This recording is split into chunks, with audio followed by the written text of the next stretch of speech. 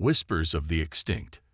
The sky bled crimson over Proxima 9, a desolate mining world at the edge of Vexari Alliance territory. Commander Zith Vex stood at the observation deck, her 6 eyes scanning the horizon where massive excavation machines carved deep wounds into the planet's surface. The operation had been running smoothly for 3 cycles, extracting the precious element Vexium that powered the Alliance's vast fleet. "Another boring day in paradise," muttered Technician Rawl, his scales shifting to a dull gray as he monitored the mining readouts beside her. "Boring is profitable," Zith replied, her mandibles clicking with satisfaction. "The High Council will be pleased with our efficiency." The Vexari Alliance had dominated this sector for nearly 2 centuries since the Great Collapse, when the mythical humans had supposedly vanished. Old stories claimed humans once controlled vast swathes of the galaxy before mysteriously disappearing, leaving behind only ruins and legends. Most believed they had destroyed themselves in some catastrophic war.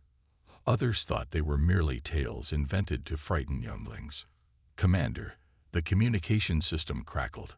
"Security Team Alpha has found something unusual in Sector 7. Request your presence immediately." Zith's crest flared with annoyance. "What kind of unusual?" "Ruins, ma'am. And symbols we've never seen before." 20 minutes later, Zith stepped into the hastily established perimeter around a dark opening in the planet's surface. The mining operation had accidentally uncovered what appeared to be an ancient structure buried beneath centuries of sediment. "The scanners didn't detect this," she demanded. Security Chief Kelver shook his head, antenna twitching nervously. "Something in the composition blocks our standard scanning frequencies. We only found it when the drill hit solid material that wouldn't break."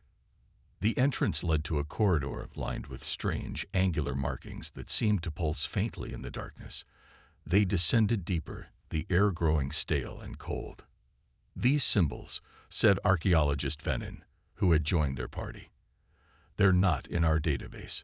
Not Centaurian, not Rigelian, not even ancient Vexari."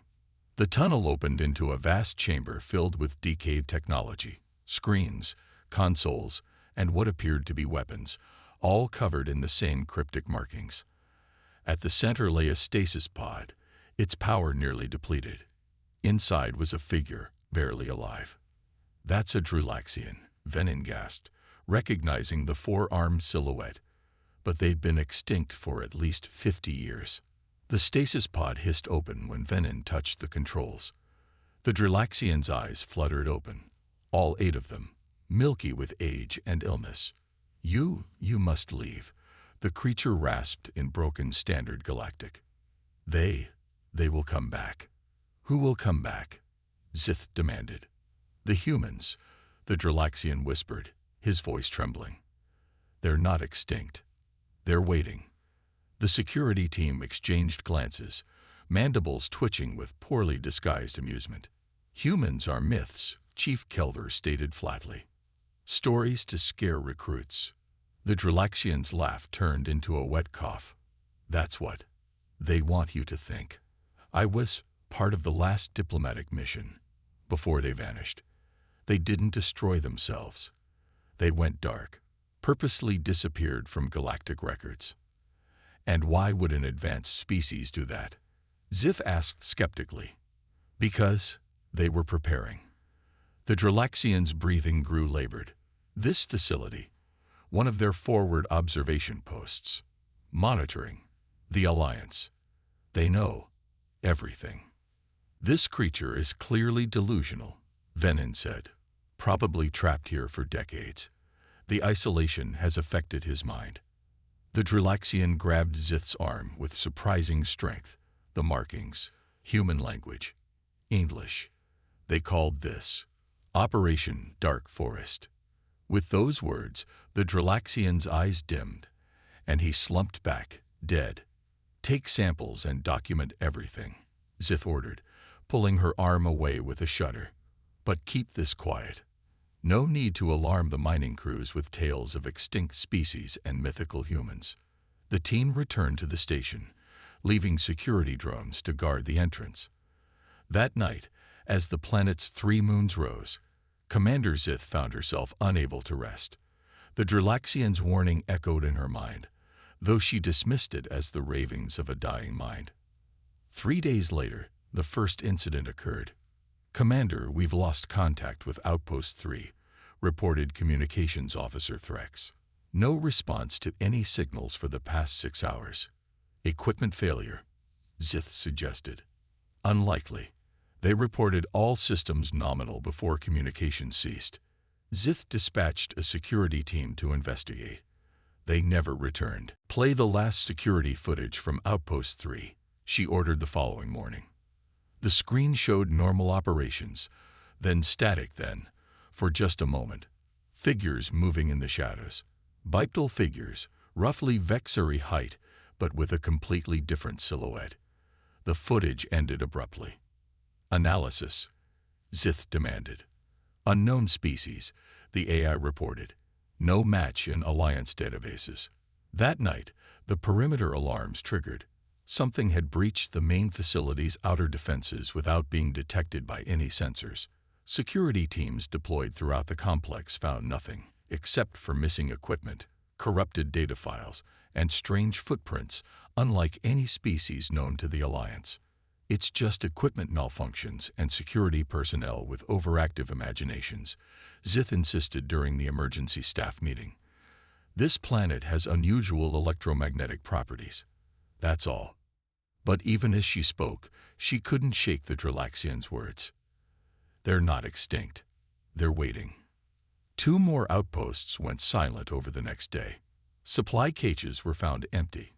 Communications with the mining crews became sporadic, filled with reports of strange noises and missing personnel. On the 5th day after discovering the ruins, Commander Zith reviewed the security footage from the night before.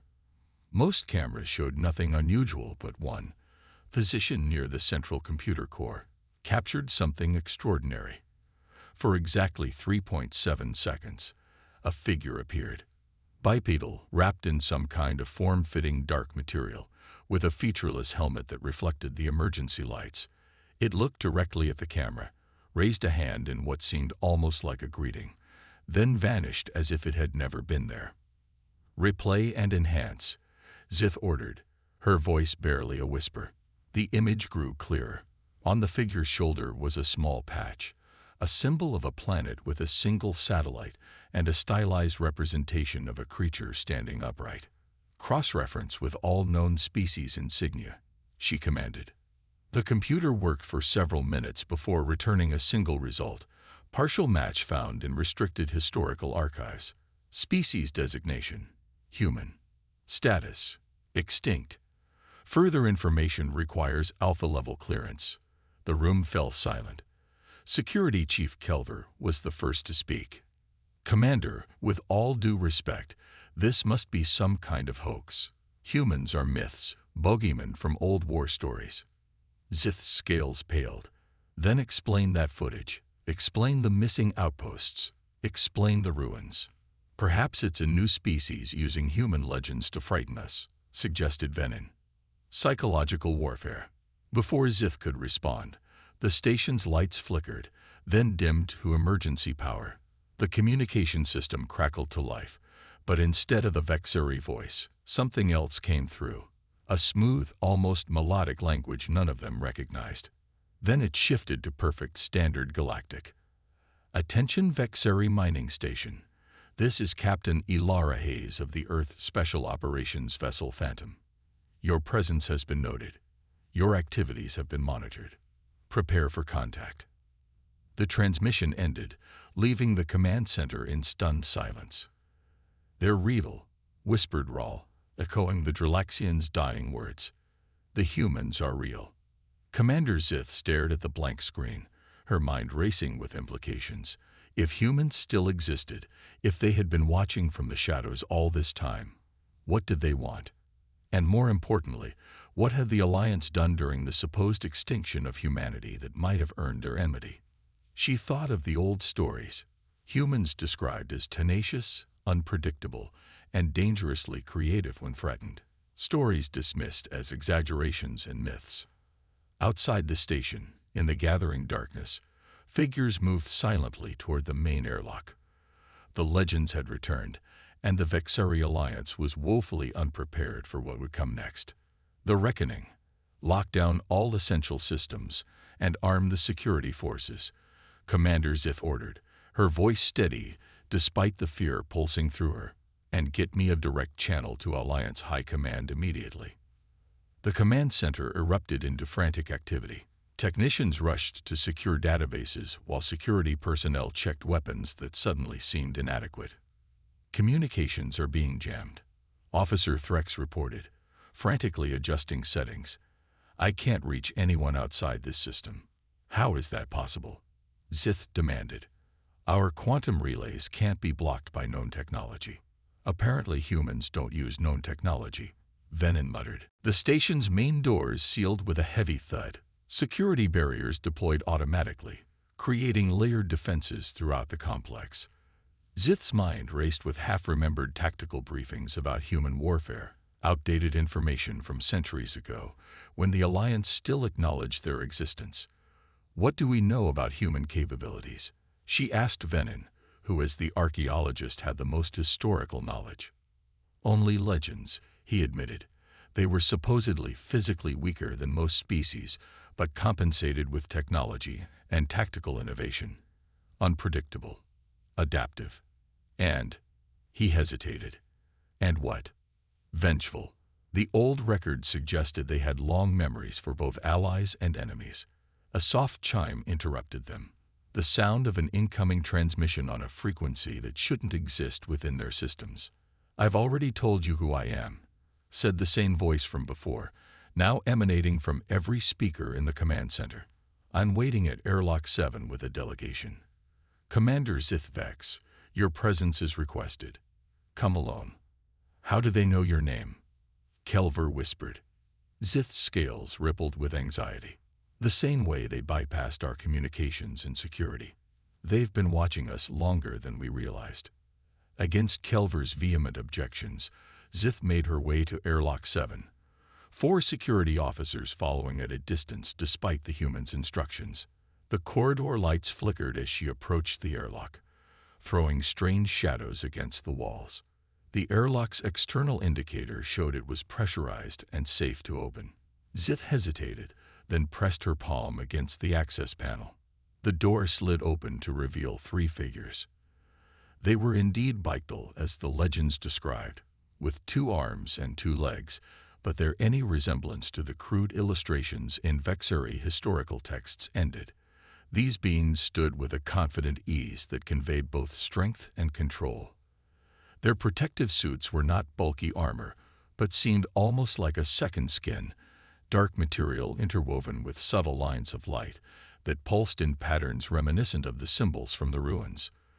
The central figure removed her helmet, revealing a face with features both alien and somehow familiar. Smooth skin, 2 forward-facing eyes, and hair pulled back tightly from the face. Most striking was the expression, not the blind aggression Zith expected, but a calculating assessment. Commander Zith Vex, the human said, extending a gloved hand. Captain Ilara Hayes, Earth Special Operations. I believe we need to talk. Zith didn't take the offered hand. You've jammed our communications, infiltrated our facility, and threatened my people. What is there to discuss? Hayes lowered her hand, unperturbed.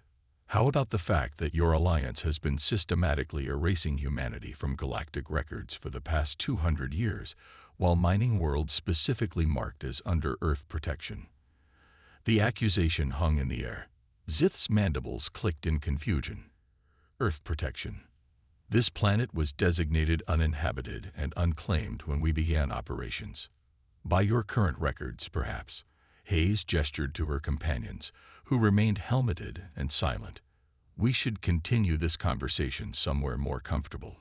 Your security team can escort us if it makes you feel safer, though I should mention they're currently aiming weapons that would be completely ineffective against our defensive systems. The delegation moved to the station's conference room, an uncomfortable procession washed by wide-eyed Vexari workers. Once sealed inside, Hayes activated a small device that emitted a soft pulse. "Privacy field," she explained. "What I'm about to tell you isn't for everyone's ears." One of Hayes' companions placed a small cube on the table. It projected a holographic display of the galaxy, with certain systems highlighted in red. 237 years ago, Hayes began, humanity was approaching a critical diplomatic junction with the newly formed Vexari Alliance. We had established colonies in 53 systems and made contact with 12 sentient species, including yours. The hologram zoomed in on a particular system where a blue dot pulsed. This was New Terra, our most ambitious colony. Population 3 million. Technological research center for our expansion efforts. Hayes' voice remained even, but her eyes hardened. It was destroyed in a single day by Vexari warships. "That's impossible," Zith protested. "We have no record of any conflict with humans." "Of course you don't," Hayes replied coldly. "Because immediately afterward, the Alliance launched Operation Memory Wipe, a coordinated effort to erase all evidence of humanity from official records, claiming we had destroyed ourselves in some internal conflict." The hologram shifted to show ancient Vexari military vessels surrounding a burning planet. "But why?" Zith asked, genuinely confused. "What possible reason?" "Fear," interrupted the second human, speaking for the first time as he removed his helmet. An older male with gray-streaked hair and a face lined with experience. "Admiral Chen, Earth Defense Force. Your ancestors feared our potential. Our rate of technological advancement was unprecedented in galactic history. We went from primitive chemical rockets to faster-than-light travel in less than 3 centuries. Your projections showed us surpassing Vexari capabilities within 50 years. Zith's mind reeled. This contradicted everything she had been taught about her species' history. The Vexari were supposed to be benevolent unifiers, not genocidal conspirators. "If what you're saying is true," she said carefully, "why didn't humans retaliate? Why disappear?" Hayes exchanged glances with her companions. "Because we needed time. After New Terra, our remaining colonies implemented the Dark Forest Protocol, complete withdrawal from galactic affairs, development of technologies that couldn't be detected by standard methods, and preparation for the long game. We didn't have the numbers or resources for open war against the entire Alliance. So we waited. We watched. We planned. For 200 years. Zith couldn't hide her disbelief.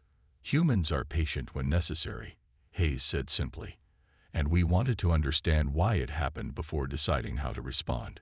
It took us decades to discover that the attack wasn't sanctioned by the entire Alliance leadership, just a faction within your military that saw us as an existential threat." The third human finally removed his helmet, revealing features that shocked Zith to her core. He was clearly half Vexari, with a blend of human and Vexari characteristics that should have been biologically impossible. "Ambassador Thex." He introduced himself, proof that our species are not inherently enemies.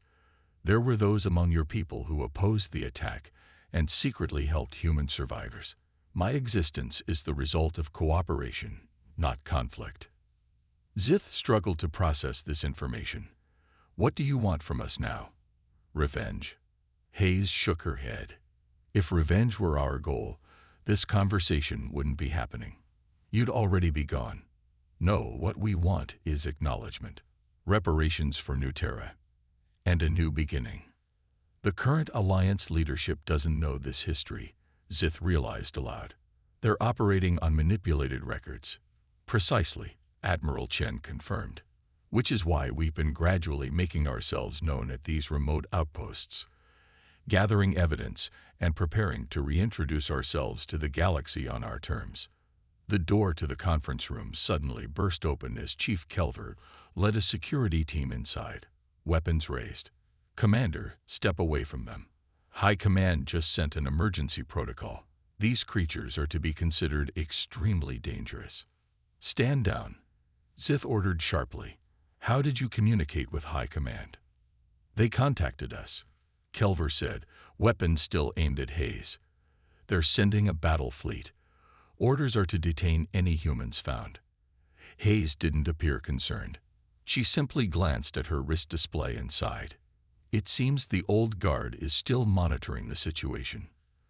Commander Zith, you have a choice to make.